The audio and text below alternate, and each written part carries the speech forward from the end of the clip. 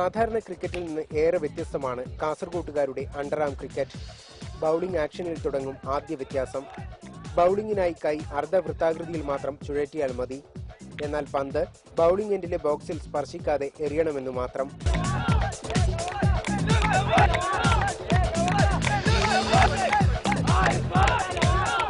ബാറ്റിലുമുണ്ട് പ്രത്യേകത. കനം കുറഞ്ഞ് നിരപ്പായ ബാറ്റാണ് അണ്ടർആം ബാറ്റ്സ്മാൻമാർ ഉപയോഗിക്കുന്നത്. വ്യത്യാസം ബൌളിംഗിലും ബാറ്റിംഗിലും മാത്രം ഒതുങ്ങുന്നില്ല. മൈതാനത്തിന്റെ കാര്യത്തിൽ വ്യത്യാസം അജഗജാന്തരമാണ്. ദീർഘചതുരാകൃതിയിലാണ് അണ്ടർആം ക്രിക്കറ്റ് മൈതാനങ്ങൾ. ബാറ്റ്സ്മാൻ ബൌളിംഗ് എൻഡിലൂടെ പന്ത് മൈതാനത്തിന് പുറത്തേക്ക് പറത്തിയാൽ സിക്സും ഫോറും ആകും. മൈതാനത്തിന്റെ ഇരുവശങ്ങളിലേക്കും പന്ത് കടന്നാൽ സിംഗിൾ റൺസാണ് ബാറ്റ്സ്മാന് കിട്ടുക. 4 റൺസ് വരെ ക്രീസിൽ ഓടിയെടുക്കുകയും ചെയ്യാം. മെയിനായിട്ടുള്ള വ്യത്യാസം നമ്മൾ താഴെ കൂടി അറിയാം, നിലത്തിൽ കൂടി ഉരുട്ടി അറിയാമെന്ന് അണ്ടർആം എന്ന് ഉദ്ദേശിക്കുന്നത്. ബാക്കി ഒരുവിധം റൂൾസുകളൊക്കെ അതും ഇതൊക്കെ ആയിട്ട് സെയിമാണ്. 7സും 11സും അണ്ടർആം ക്രിക്കറ്റിൽ കളിക്കാറുണ്ട്.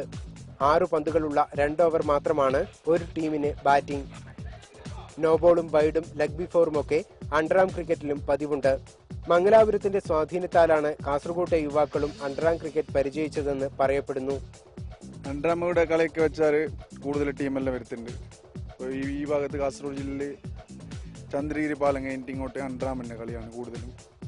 ഏകദിനത്തിൽ നിന്നും ക്രിക്കറ്റിന്റെ ആവേശം 2020യിലേക്ക് വഴിമാറുന്നതിന് മുൻപേ കാസർഗോഡ് അണ്ടർആം ക്രിക്കറ്റിന് പ്രചാരമുണ്ടായിരുന്നു. 50,000 രൂപ വരെ പ്രൈസ് മണി നൽകുന്ന ടൂർണമെന്റുകൾ കാസർഗോഡിന്റെ അണ്ടർആം ക്രിക്കറ്റ് സ്നേഹം പ്രകടമാക്കുന്നവയാണ്. ക്യാമറാമാൻ ഷാജു ചന്ദ്രപുരയ്ക്കൊപ്പം വിജേഷ് ഗോവിന്ദൻ, മാതൃഭൂമി ന്യൂസ്, കാസർഗോഡ്.